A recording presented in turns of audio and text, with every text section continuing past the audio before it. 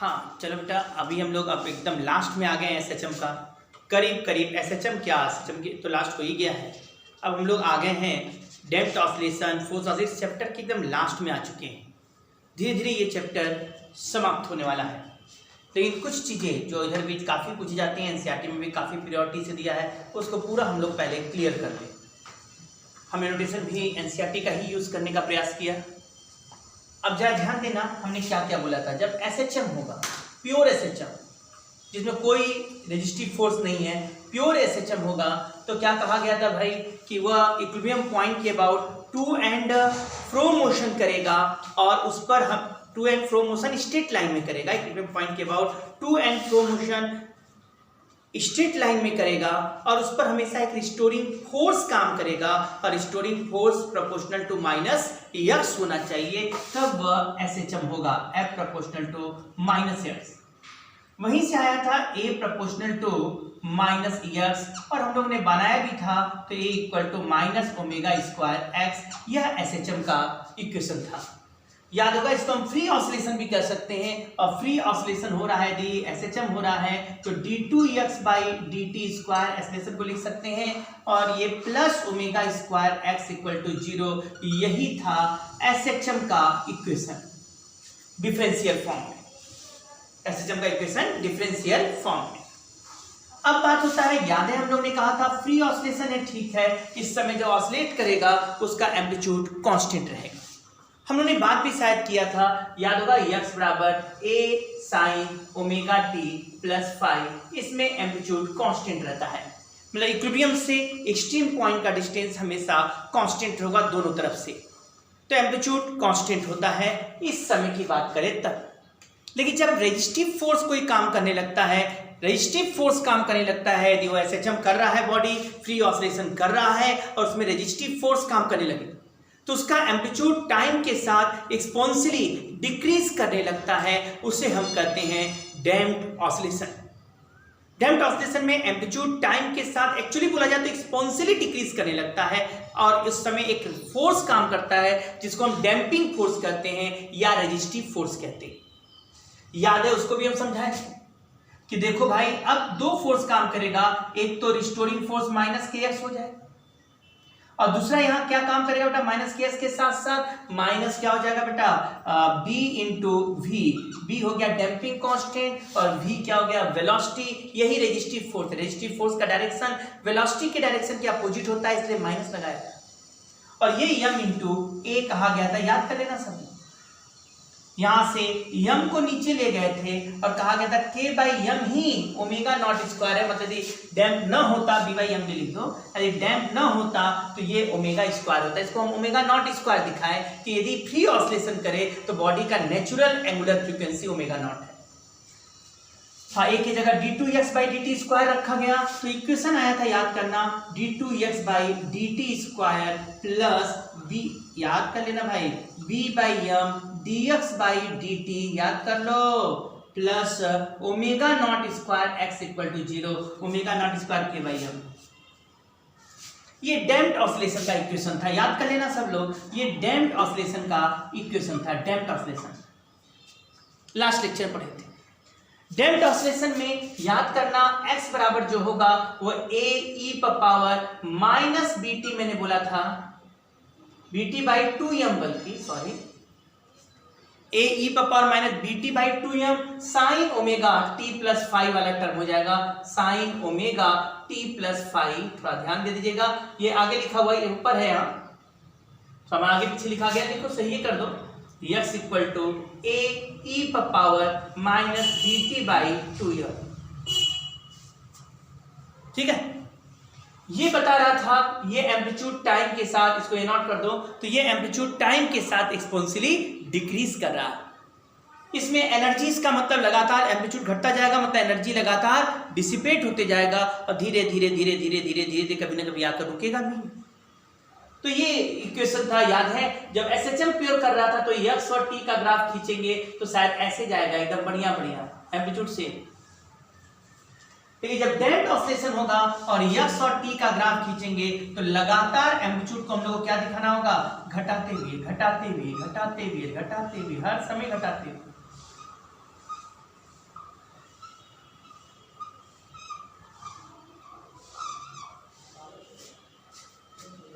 ठीक है, ये दिखाता है कि एम्पलीट्यूड टाइम के साथ एक्सपोनेंशियली डिक्रीज कर रहा है।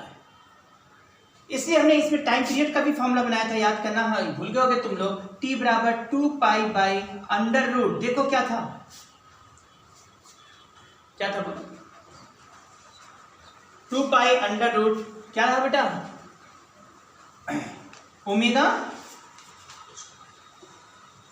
Omega naught square minus b/2m का होल स्क्वायर। हाँ, इसमें एक शर्त था, कौन बड़ा होगा। मैंने यहां तुम लोगों को बोला था कि भाई ये देखना होगा यहां बड़ा कौन है। तुम लोगों को याद होगी सब बातें, तो दिमाग में सेट करो, याद करो। मैंने बोला था यदि ओमेगा नॉट स्क्वायर बड़ा होगा किससे? b/2m से। नहीं, omega naught, sorry, omega naught है ना, ओमेगा नॉट। यदि ओमेगा नॉट बड़ा होगा b/2m से, तभी ये डैम्प्ड ऑसिलेशन कहलाएगा, तभी ये डैम्प्ड ऑसिलेशन कहलाएगा।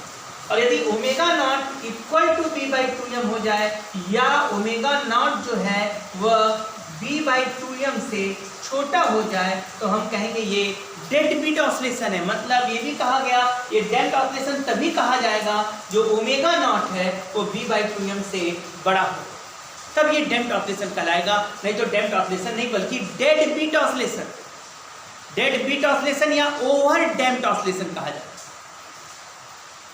तो उस समय तो एम्पलीट्यूड लगातार, उस समय कह सकते हो कि ऑसिलेशन होता ही नहीं है, इसलिए डेड बीट ऑसिलेशन कर देते हैं। कब? जब ओमेगा नॉट छोटा हो जाए b/2m से, या b/2m डैम्प जो है वो बहुत ज्यादा हो जाए।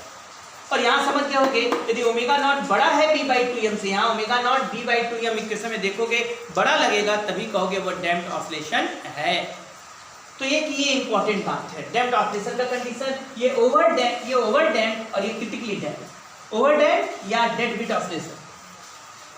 टाइम पीरियड का ये फॉर्मूला है, जब वो डैम्प करेगा मतलब ओमेगा नॉट बड़ा होगा, तभी तो t बराबर 2π/√ω नॉट स्क्वायर माइनस b/2m का होल स्क्वायर।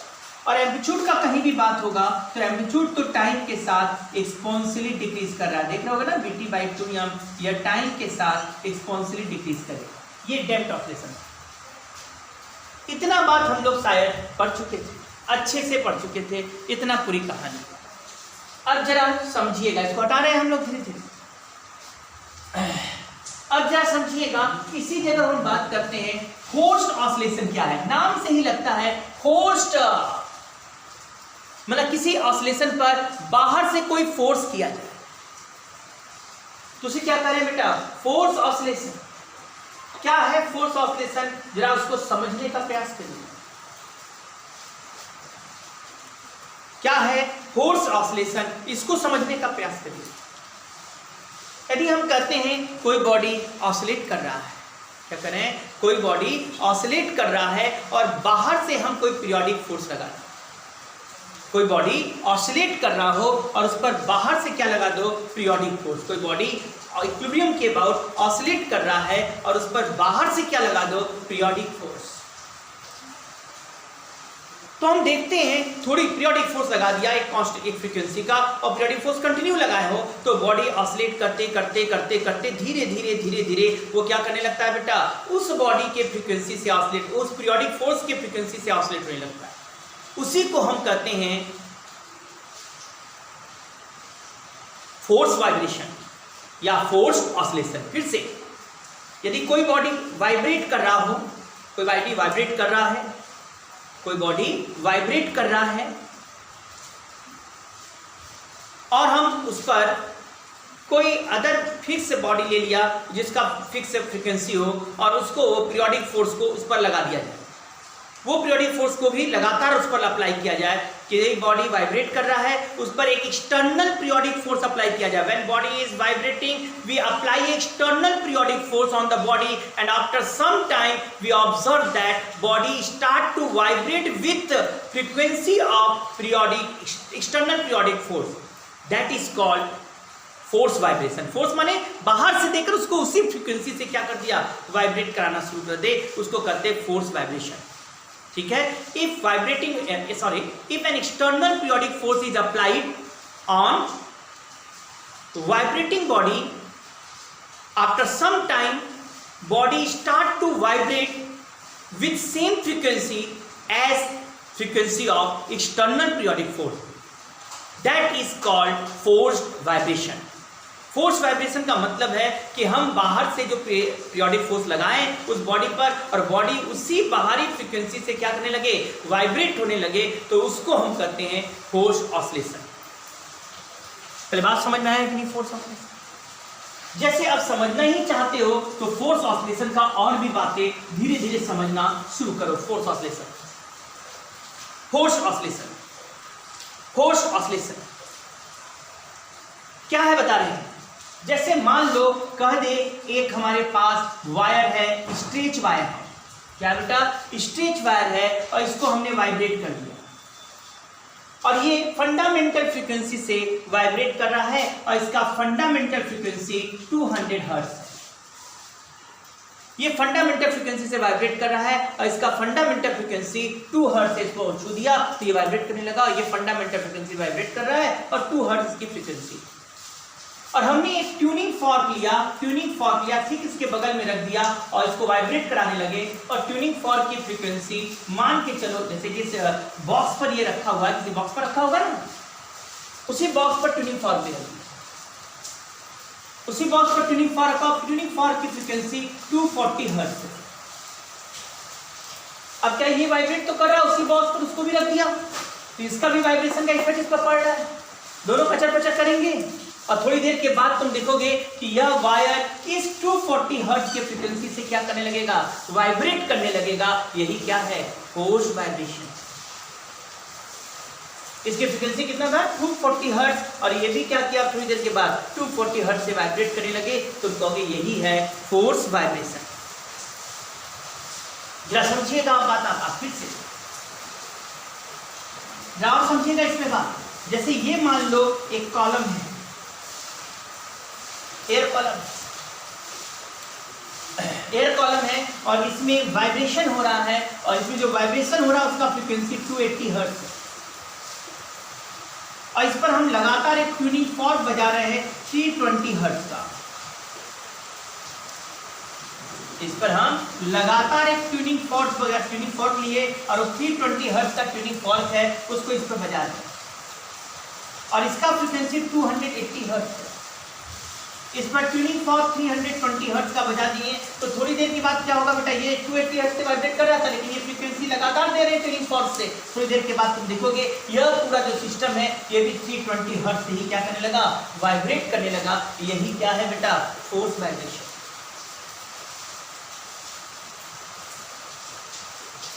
मतलब भले इसका वाइब्रेशन का फंडामेंटल फ्रीक्वेंसी 280 हर्ट्ज था, है ना, 280 हर्ट्ज था, तो जब हम इसको देंगे, ये ट्यूनिंग फॉर्क यहाँ बजाएंगे 320 हर्ट्ज का, तो ये पूरा सिस्टम भी 320 हर्ट्ज से क्या करने लगेगा, वाइब्रेट करने लगेगा। आप कहोगे जो एयर कॉलम 320 हर्ट्ज से वाइब्रेट कर रहा है यह फोर्स वाइब्रेशन है। आपने उस वाइब्रेशन पर external periodic force continue apply कराया और थोड़ी देर के बाद वह बॉडी एक्सटर्नल पीरियोडिक फोर्स से वाइब्रेट करने लगा। तुम कभी कभी सुने होंगे कि सेना मार्च कर रही है पुल पर, नहीं होता है जो युद्ध वाला पुल बनता है ना बेटा, तो वहाँ क्या होता है, थोड़ा कमजोर होता है, तुरंत तुरंत जाते हैं लोग, बना देते हैं इंजीनियर भी साथ साथ चलती है आर्मी के, तो बना देते हैं पुल जल्दी से, तो पुल कमजोर होता है। तो जब ये मार्च करते हैं तो मार्च की भी फ्रीक्वेंसी होता है और निस्संदेह जो पुल बना उसका भी वाइब्रेशन का फ्रीक्वेंसी है। तो जो मार्च की फ्रीक्वेंसी होती है उसी फ्रीक्वेंसी से वो पुल भी क्या करने लगता है, वाइब्रेट करने लगता है। ये भी क्या है, फोर्स वाइब्रेशन। यहीं पर एक बात और समझना होगा, नया नाम है जो आप सुनते हो, रेजोनेंस। रेजोनेंस क्या है? जब हम एक्सटर्नल पीरियोडिक फोर्स लगाते हैं किसी बॉडी पर, क्या बोले हैं, जब एक्सटर्नल पीरियोडिक फोर्स लगाते हैं किसी बॉडी पर, एक्सटर्नल पीरियोडिक फोर्स लगाते हैं किसी बॉडी पर, तो भाई वो बॉडी थोड़ी देर में उसी के फ्रीक्वेंसी से वाइब्रेट करने लगता है।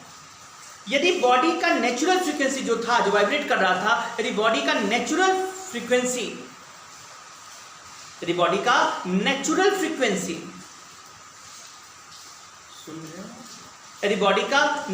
फ्रीक्वेंसी और एक्सटर्नल पीरियोडिक फोर्स की फ्रीक्वेंसी बराबर हो जाए तो बॉडी लार्ज एम्पलीट्यूड से वाइब्रेट करने लगता है। इसी को कहते हैं रेजोनेंस। रेजोनेंस का मतलब क्या हुआ, जो तुम, ये फोर्स वाइब्रेशन का ही एक पार्ट है।